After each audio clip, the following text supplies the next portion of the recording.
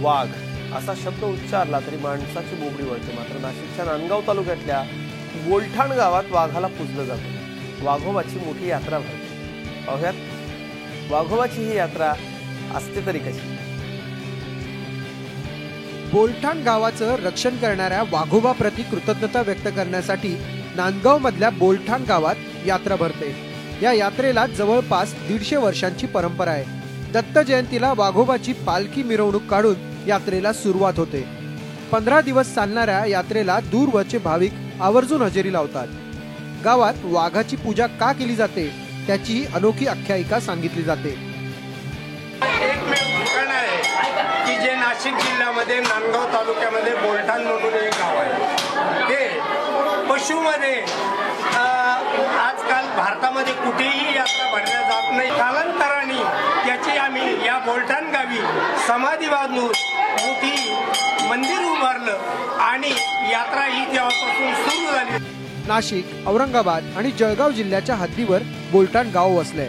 या भागातलं प्रमुख कांदा, मका, कापूस पीक निघाल्याने शेतकऱ्यांच्या हातात बऱ्यापैकी पैसा असतो। त्यामुळे यात्रेचा उत्साह द्विगुणित होतो।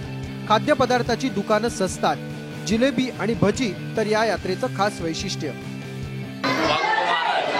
दत्त जयंती निमित्त 15 दिवस चालणारा यात्रा उत्सव असतो। या यात्रा उत्सवामध्ये परिसरातील 50 खेड्यांचा जमाव असलेल्या बोलठाणला बऱ्याच मोठ्या प्रमाणात गर्दी असते आणि येणारे सामान्य दुकानदारापासून तर खूप मोठे व्यावसायिक या यात्रेमध्ये सहभागी होतात। हिंदू मुस्लिम ऐक्याचं प्रतीक मानल्या जाणाऱ्या वाघोबा यात्रेनिमित्त कुस्त्यांचा आखाडा रंगतो।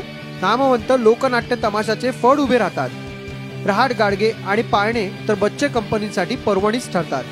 या गावचं आराध्य दैवत म्हणून वाघोबा या नावाने ओळखलं जातं। या परिसरामध्ये, या महाराष्ट्रामध्ये वाघोबा एकमेव दैवत आहे की त्याची महाराष्ट्रात एकमेव यात्रा भरते। देशभरात वाघाचे मंदिर स्थापन करून यात्रा साजरा करणारं बोलठाण हे एकमेव गाव आहे। अशी ही अनोखी यात्रा बघण्यासाठी एकदा बोलठाणच्या यात्रेत सहभागी व्हायलाच हवे। निलेश वाघ, झी मीडिया, मनमाड। झी 24 तास रहा एक पाऊल पुढे।